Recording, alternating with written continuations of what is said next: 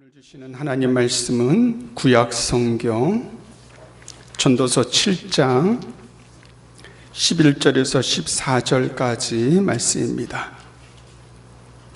전도서 7장 11절에서 14절 우리 한 절씩 교독하도록 하겠습니다. 제가 먼저 11절을 봉독합니다. 지혜는 유상같이 아름답고 햇빛을 보는 자에게 유익이 되도다.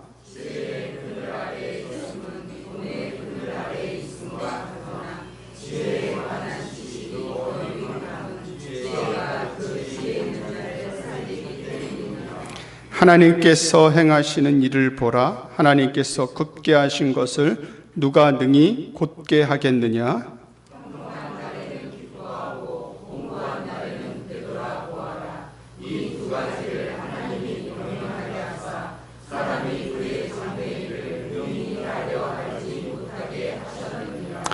아멘. 아멘. 우리 주님 다시 오실 때까지 영광의 주님을 바라보며 날마다 살아가는 우리 모두가 되기를 바랍니다. 귀한 찬양 감사를 드립니다. 우리 서로 같이 인사하겠습니다. 좌우 앞뒤로 또 얼굴을 보시고 눈을 마주치시면서 활짝 웃으면서 인사하겠습니다. 참 잘 오셨습니다. 만나서 반갑습니다. 반갑습니다. 반갑습니다. 감사합니다. 우리가 세상을 살만한 가치가 있다, 아니면 세상을 살만한 가치가 없다. 여러분, 그 기준이 무엇입니까? 세상의 기준이 아니라 하나님께서 오늘도 우리와 함께 하시기 때문에 우리는 이 세상을 살만한 충분한 가치가 있는 줄로 믿습니다. 왜냐하면 하나님께서는 우리의 창조주가 되어주시고 우리의 삶의 주권자가 되어주셔서 모든 것이 하나님의 뜻 가운데 이루어지지 않은 일이 없고 또 모든 일은 하나님께로 돌아갈 것이기 때문에 우리는 하나님과 함께하는 삶은 살아갈 만한 가치가 있다. 그냥 가치가 있는 것이 아니라 충분한 가치가 있다. 오늘도 우리에게 주어진 삶에 날마다 하나님께 감사하며 살아가는 우리 모두가 다 될 수 있기를 간절히 바랍니다. 우리가 지금 전도서를 보고 있는데요, 구약 성경에는 욥기, 시편, 잠언, 전도서, 아가서 이렇게 5권을 시가서라고 그렇게 얘기를 합니다. 말 그대로 시와 노래로 이루어진 성경이란 뜻입니다. 형식으로 본다면 시적인 형식을 갖추고 있고요, 그 안에는 운율이 있어서 노래로 그렇게 불려질 수 있는 그런 성경입니다. 이 5권의 성경 가운데 특별히 욥기, 잠언, 전도서 이 3권의 성경을 따로 떼어서 지혜서라 그렇게 부르고 있습니다. 지혜서라고 부르는 것은 인생의 의미와 삶과 죽음, 또 고난과 행복, 인생의 모든 하나님의 지혜가 이 말씀 안에 담겨져 있기 때문에 그렇습니다. 여러분, 우리가 보통 지식이라고 얘기를 할 때 지식은 사전적인 의미로 본다면은 교육이나 경험을 통해 쌓은 정보나 사실을 지식이라고 얘기를 합니다. 그래서 현대사회를 또 다른 말로 하면은 지식사회다, 그렇게 이야기를 해도 틀리지 않겠죠. 보통 우리가 아는 것이 힘이다라는 이야기를 합니다. 우리나라는 땅이 넓은 것도 아니고 그렇다고 지하자원이 풍부한 것도 아닙니다. 산업 전반에 필요한 지하자원은 거의 100% 해외에서 수입을 하고 있는 나라입니다. 그렇다고 인구가 많아서 중국처럼, 중국 14억 정도가 된다 그러죠. 요즘은 중국보다 인구가 더 많은 나라가 인도는 14억 5천 정도가 된다고 합니다. 그러니까 이제 인구가 많아서 내수 경제만으로 경제가 돌아갈 수 있는 사실 그런 규모의 나라도 아닙니다. 그래서 우리나라가 할 수 있는 일은 지식을 쌓는 일이죠. 공부를 자녀들에게 시키는 이유도 거기에 있습니다. OECD 국가 중에서 우리나라가 청년들 대학 진학률이 가장 높다 그래요. 그러니까 그만큼 공부를 많이 하는 나라입니다. 지식을 많이 쌓는 나라이죠. 그럴 수밖에 없는 것이 지식을 통해서 기술을 개발하고 또 인적 자원을 키우는 일이 우리나라가 살 수 있는 또 살아남을 수 있는 그런 길이기 때문에 그렇습니다. 여러분, 지식은 힘이 되기도 하지만은 또 다른 한편으로는 지식은 권력이 되기도 합니다. 보통 전문적인 지식을 가진 집단은 자연스럽게 권력을 가지게 되죠. 우리가 보통 판검사나 의사나 이런 전문적인 지식을 가진 사람들은 하나의 그 지식이 하나의 힘이 되기도 하지만은 또 권력이 되기도 합니다. 예수님 당시 지식이 권력이 된 집단이 있었는데요. 우리 복음서에 보면은 여러분 잘 아시는 바리새인들과 서기관들, 이런 사람들은 그 율법의 지식이 그들에게 있어서는 힘이 되고 또 권력이 되었습니다. 그래서 바리새인들은 율법을 연구하고 해석하고 가르치는 일에는 독점적인 권력을 가지고 있었어요. 그러니까 아무나 바리새인이 될 수 있는 것이 아니었습니다. 바리새인이 되는 과정도 굉장히 힘든 과정이고 또 도제식의 훈련을 받으면서 수련의 과정을 거치고 또 공식적으로 인증을 받고 또 바리새인으로서 활동하기까지는 굉장히 많은 지식적인 시간도 노력도 필요한 그런 사람들이었습니다. 기록에 보면은 예수님 당시 이스라엘 전역에 바리새인들이 한 6,000명 정도가 되었다 그래요. 그러니까 많은 인원은 아니죠. 많은 인원은 아닙니다. 일단 바리새인이 되면은 그들이 가지고 있는 지식을 가지고 사람들 위에 군림할 수가 있어요. 권력이 되는 거예요. 그러니까 일반 사람들이 율법을 지키는 것에 대해서 평가를 할 수 있고 때로는 감시하고 통제할 수 있는 권력을 가질 수 있습니다. 여러분, 예수님께서 이 땅에 오셔서 하나님 나라 복음을 전하실 때 예수님이 전하시는 그 말씀은 사람들에게 권력이나 힘이나 아니면 사람들을 통제하는 그런 수단으로 말씀을 전하지 않으셨습니다. 우리 성경 마태복음 7장 28절에서 29절의 말씀에 보면은 이렇게 말씀이 나오는데요. 예수께서 이 말씀을 마치심에 무리들이 그의 가르침에 놀라니 이는 그 가르치는 것이 권위 있는 자와 같고 그들의 서기관들과 같지 아니함일러라. 그러니까 예수님께서 말씀으로 가르치실 때 가르침에 권위가 있었어요. 힘이 있었어요. 권세가 있었어요. 하지만 하나님 말씀의 권세와 권위는 세상의 권위하고는 같지 않았다는 얘기예요. 그 바리새인들이 자신들의 율법의 권위와 권세를 가지고 사람들 위에 군림하는 그러한 권위는 예수님에게는 찾아볼 수 없었습니다.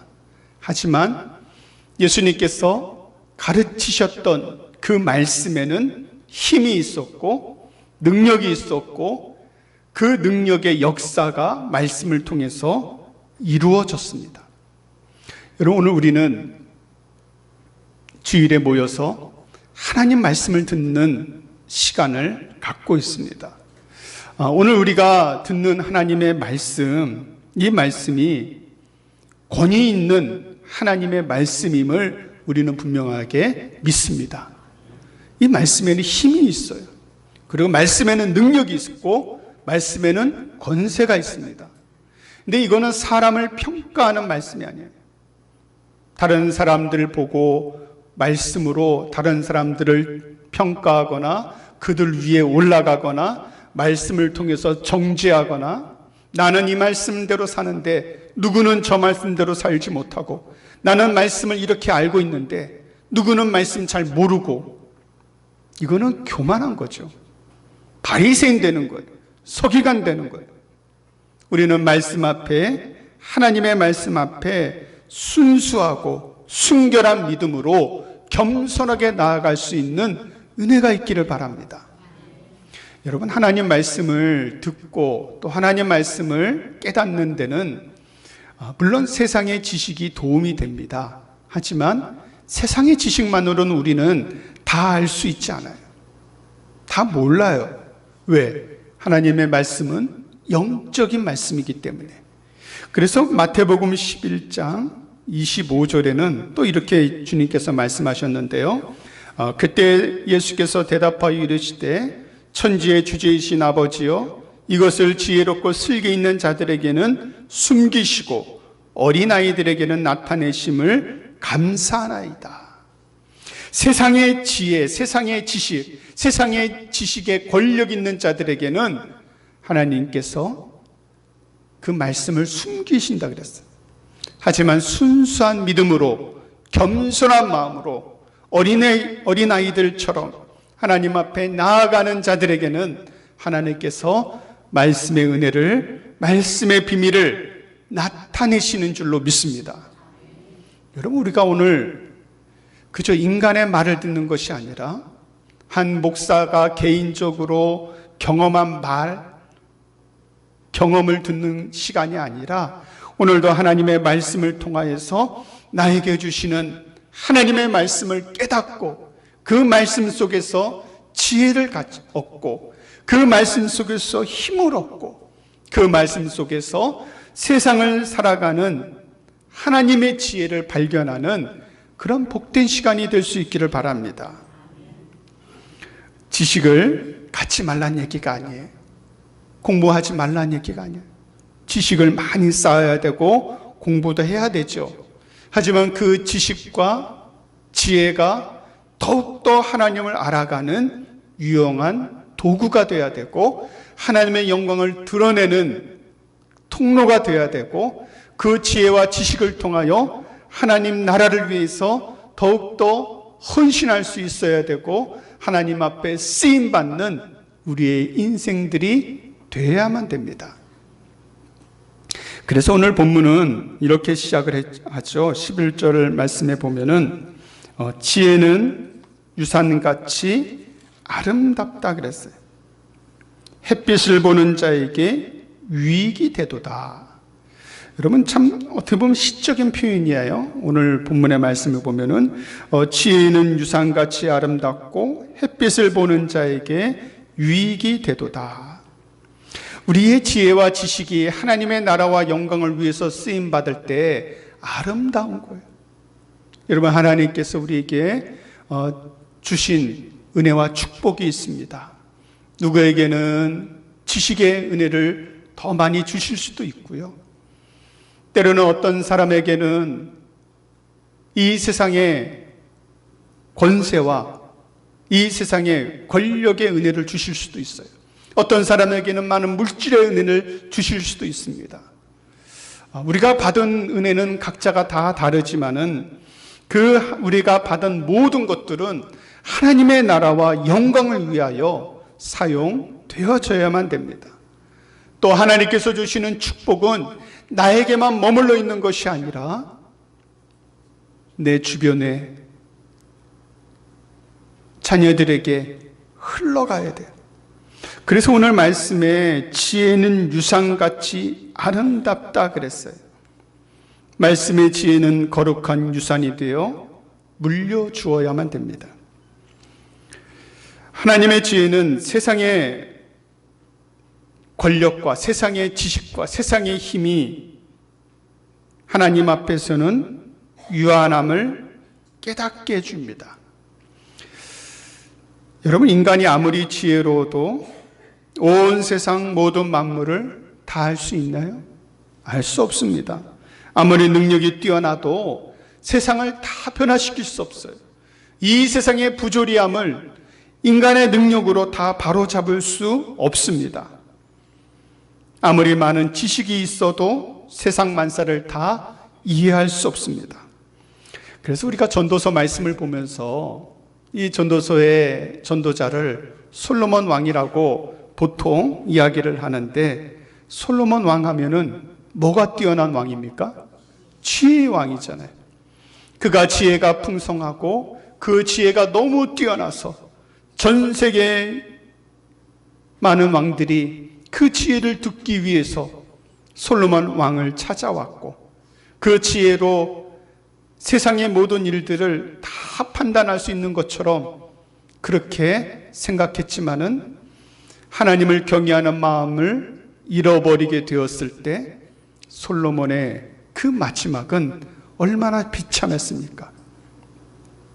여러분, 우리가 하나님의 지혜자나 또 하나님 앞에 우매한 자들은 그걸 깨닫지 못하는 거예요. 하나님 앞에 지혜자는 이 지혜가 내 것이 아니라 하나님께서 주시는 은혜요 축복임을 깨닫기 때문에 지혜가 많으면 많을수록 더 겸손해지는 거예요. 사도 바울이 하나님의 은혜가 깊으면 깊을수록 하나님 앞에 더욱더 내 자신이 하나님 앞에 죄인 중에 죄인임을 깨닫고 무릎을 꿇었던 것처럼 우리가 하나님 앞에 받은 은혜가 깊어집니까?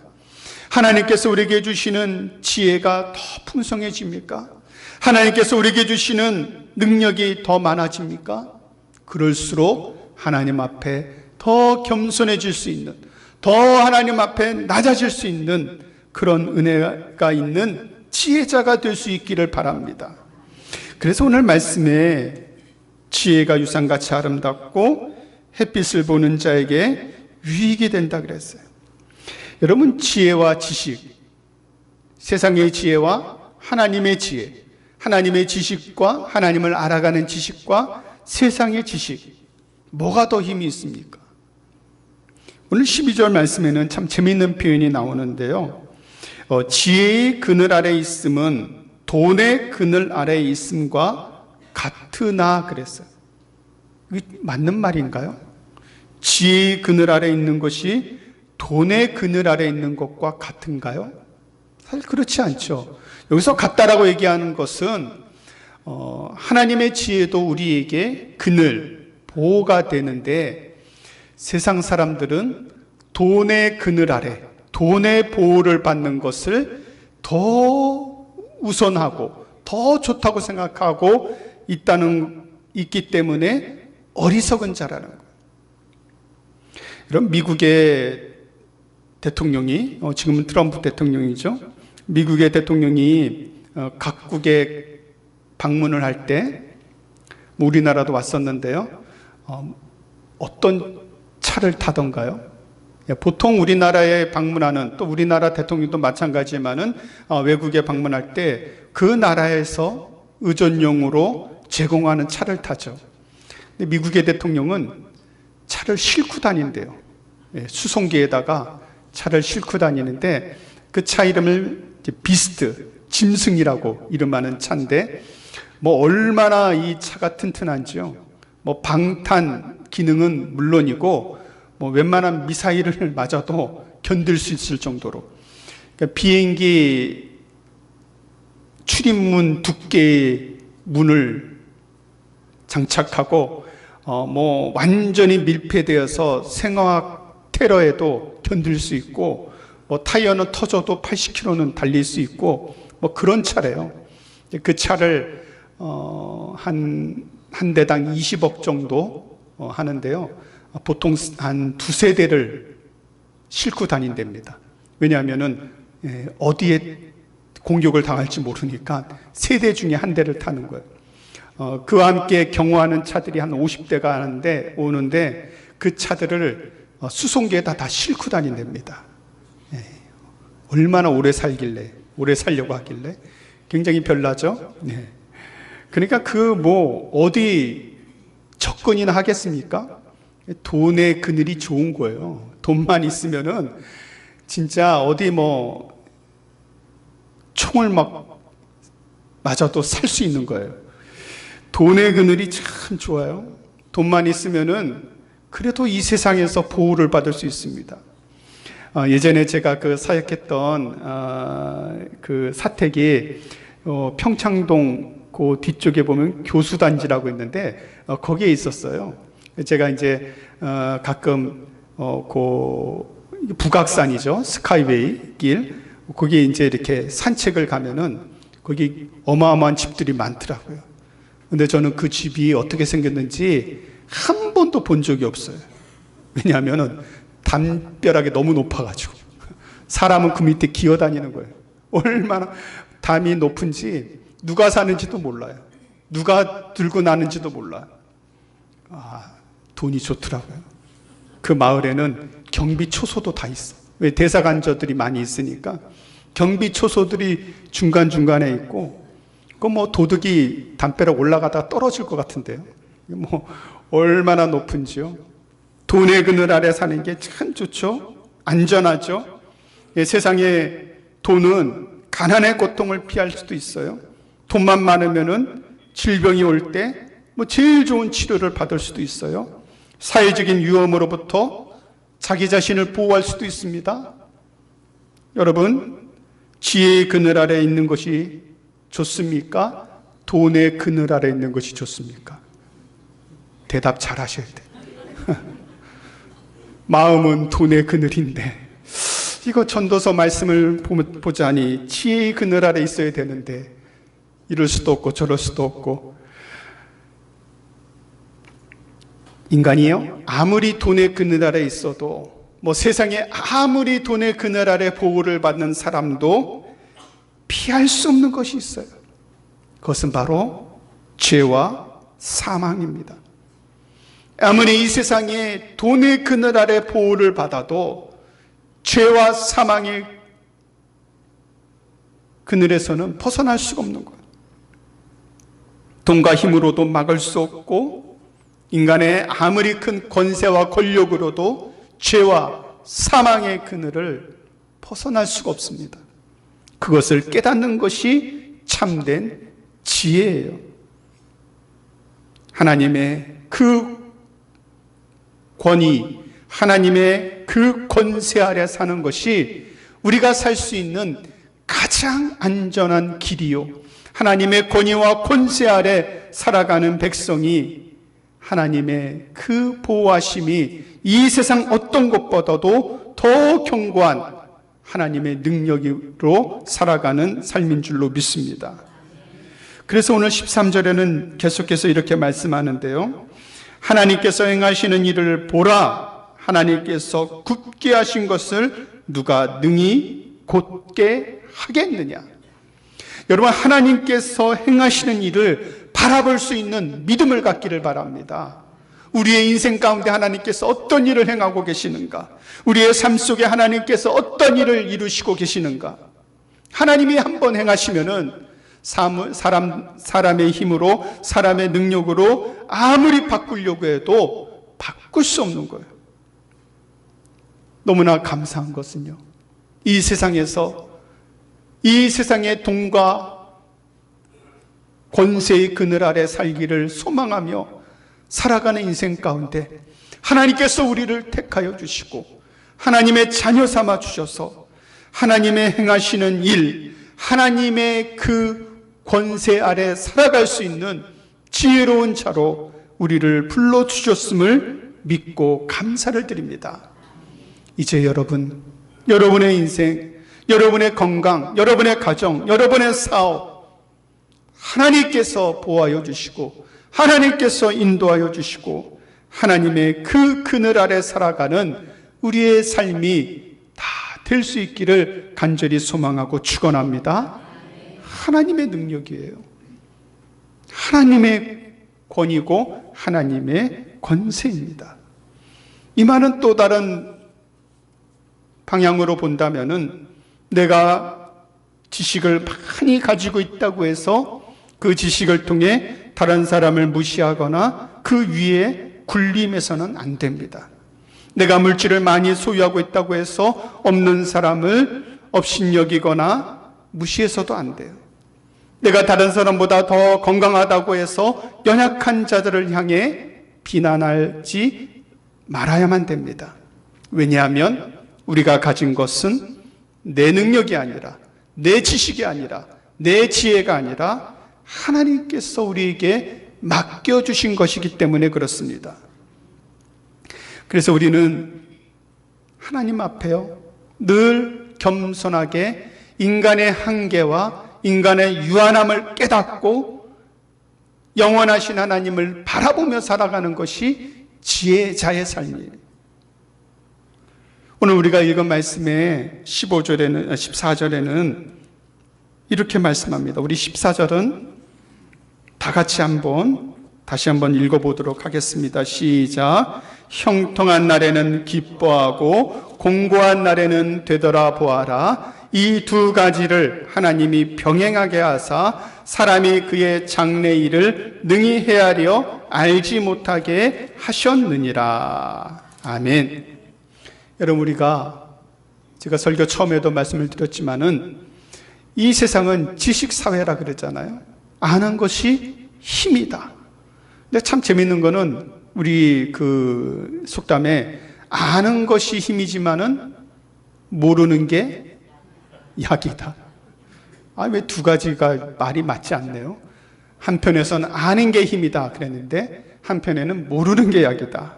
근데요, 저는 이렇게 표현하고 싶어요. 하나님의 지식, 하나님을 아는 지식은 우리에게 힘이죠. 이 세상의 지식이나 이 세상의 지혜가 아니라 하나님을 아는 지식은 우리의 인생에 있어서 힘이 됩니다. 그래서 여러분, 힘써 여호와를 알자, 하나님을 알아가는 자가 되고요, 하나님의 그 지혜의 말씀을 배우는 자가 되고 하나님의 지식의 말씀을 누리며 살 수 있는 하나님의 자녀들이 되시기를 바랍니다. 인간의 힘으로는, 인간의 지식으로는 다 알 수 없음을 깨닫는 게 약이에요. 여러분, 만약에 사람이요, 모든 것을 다 알고 있다면은 얼마나 골치 아프겠어요. 내가 언제 다치고 언제 사고당하고 언제 죽는 것까지 다 알고 있다. 아마 그 앞 시간이 가까우면은 막 두려워서 아는 게 얼마나 힘들지 몰라요. 그 시간이 가까울수록 얼마나 불안하고 걱정이 되겠습니까? 세상의 모든 것을 다 알 수 있다? 물론 다 알 수도 없지만은 다 안다고 해서 그 인생이 행복할까요? 때로는 모르는 것이 은혜가 될 수도 있어요. 세상의 죄에 대해서는 모르는 게 은혜예요. 세상의 악함에 대해서는 모르는 게 은혜예요. 사람은 다 모릅니다. 그래서 하나님 앞에 모든 것을 맡기고 의지하며 살아가는 거예요. 오늘 마지막 14절에는 너희가 형통할 때 뭐하라 그랬습니까? 형통할 날에는 기뻐하고. 형통한 날이 있잖아요. 근데 우리가 살다 보면 형통한 날만 있나요? 그렇지 않아요. 공고한 날도 있어요. 여러분, 형통한 날에는 기뻐하세요. 하나님 앞에 감사하세요. 하나님의 은혜와 하나님의 축복에 감사하세요. 살아가다 보면 공고한 날이 있을 수도 있습니다. 내 생각대로, 내 뜻대로 안 되는 일도 있고, 때로는 힘든 슬픔을 당할 때도 있습니다. 그럴 때에는 되돌아보아라 그랬어요. 뭘 되돌아봅니까? 지금까지 살아온 나의 삶이, 지금까지 살아온 나의 인생이 오직 하나님의 은혜였음을 되돌아보는 거예요. 그리고 내 힘과 내 능력으로는 다 할 수 없음을 깨닫고 하나님 앞에 겸손하게 나아가는 거예요. 그럴 때 하나님께서 이 두 가지를 병행하게 하사 사람이 그 장래 일을 능히 헤아려 알지 못하게 하셨느니라. 우리는 장래 일을 다 알지 못하기 때문에 하나님 앞에 모든 것을 맡기는 것이에요. 하나님 손에 의지하는 거예요. 능력 있는 하나님 나라를 바라보며 소망 가운데 살아가는 겁니다. 오늘도 고난과 실패의 날이 오면은 너무 절망하거나 낙심하지 않기를 바랍니다. 원망하지 않기를 바랍니다. 공고한 날이 올 때마다 되돌아보시기를 바랍니다. 하나님의 선하신 계획을 바라볼 수 있기를 바랍니다. 그리고 모든 일을 이루어 가실 하나님께 순종하며 하나님만 의지하고 살아가는 우리 모두가 다 될 수 있기를 주님의 이름으로 간절히 소망하고 축원합니다. 기도하겠습니다. 하나님 아버지, 감사합니다. 하나님께서 은혜 주셔서 하나님을 아는 지식을 주시고 하나님을 알아가는 지혜를 주셔서 감사를 드립니다. 오늘도 하나님 앞에 살아가는 우리의 삶이 형통한 날에는 감사하게 하여 주시고 공고한 날에는 하나님의 은혜를 바라보며 주님 앞에 무릎 꿇고 나아가는 우리의 삶이 되게 하여 주옵소서. 한 주간도 주 말씀 안에서 힘을 얻게 하여 주시고 성령 안에서 살아가게 하여 주시고 날마다 하나님 앞에 쓰임받는 복된 삶이 되게 하여 주옵소서. 감사드리며 예수님의 이름으로 기도드립니다. 아멘.